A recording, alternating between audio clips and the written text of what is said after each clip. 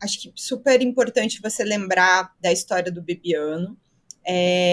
Quem foi, enfim, quem teve algum tipo de relação com o Bebiano, desde antes né, dele sair do governo, Bolsonaro, até depois, ouviu o Bebiano falar sobre isso. Ele deu algumas declarações públicas, ele deu uma declaração pública no Roda Viva sobre isso, dias antes dele morrer, no começo de 2020. Mas ele falava isso para praticamente todos os jornalistas com quem ele conversava. E eu vou lembrar aqui um episódio que aconteceu comigo. Se eu não me engano, isso foi em outubro de 2019.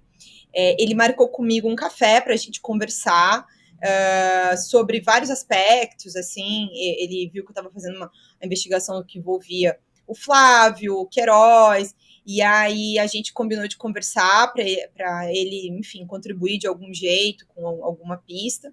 E aí eu me lembro de quando eu cheguei para encontrar ele num posto de gasolina na Lagoa, no Rio de Janeiro, a grande preocupação, inclusive ele marcou nesse lugar, que ele achava que era mais seguro, cheio de recomendações, e quando eu cheguei, uma das primeiras coisas que ele me falou foi, agora você pega, desliga esse seu celular, bota dentro da bolsa, mas mesmo assim não é seguro, sabe? E muito preocupado o tempo todo, olhando para os lados, assim, ele exacerbava essa preocupação com a questão do monitoramento.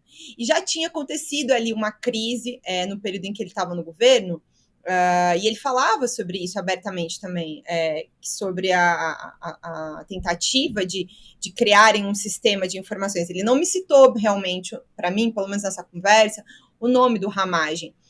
Mas ele citava o nome do Carlos, sim, como alguém que estava tentando montar essa estrutura paralela de informações, junto, para além da ABIN, junto com a estrutura daquele chamado Gabinete do Ódio, que era 3 assessores especiais do então presidente Jair Bolsonaro, que já vinham desde a campanha eleitoral, desde a época dos gabinetes. O trabalho deles era espalhar mentira e ataque a adversários ou, enfim, qualquer pessoa que o Bolsonaro quisesse atacar na internet. Isso também acaba se provando depois com outras investigações, né? A gente já vinha fazendo matéria há um tempão. A Meta demorou mais de 2 anos para poder fazer um relatório em que ela demonstrava que o Tércio Arnaud Tomás, por exemplo, era uma pessoa que espalhava um monte de campanha mentirosa na internet. E aí, assim, para lembrar mais um detalhe aqui, antes de falar sobre o que foi encontrado hoje nas buscas, em 2020 também teve aquele inquérito dos atos antidemocráticos, quando o governo, o Bolsonaro, sobretudo, na pandemia, em vez de estar preocupado em proteger a vida das pessoas, o que ele foi fazer? Ele foi para frente ali da Praça dos Três Poderes e por Brasília, chamando atos contra o Supremo e contra o Congresso. As pessoas vão lembrar, no início da pandemia, promovendo aglomeração. E aí, o ministro Alexandre de Moraes abre uma investigação sobre isso, que é consequência da investigação polêmica lá, do inquérito das fake news. E aí, se uma série de empresários é investigado, o Carlos é investigado, o Tércio é investigado, o Cid é investigado. Eles são aí apontados também no relatório da CPI Covid, também nesse contexto, né? Esses nomes são levantados e esse gabinete do ódio também. E já ali alguns indícios dessa questão do monitoramento já existiam ali, alguns primeiros indícios desse problema, porque aí vai gerar um outro inquérito, que é o das milícias digitais, que é onde hoje, em parte, se apura a tentativa de golpe de Estado.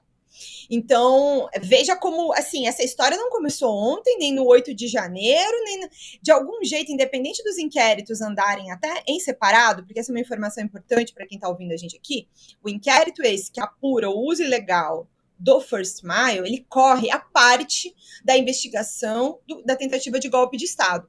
A questão é que, do ponto de vista dos fatos, eles se unem historicamente, né? Quer dizer, essa sucessão de eventos vem acontecendo pelo menos desde 2019.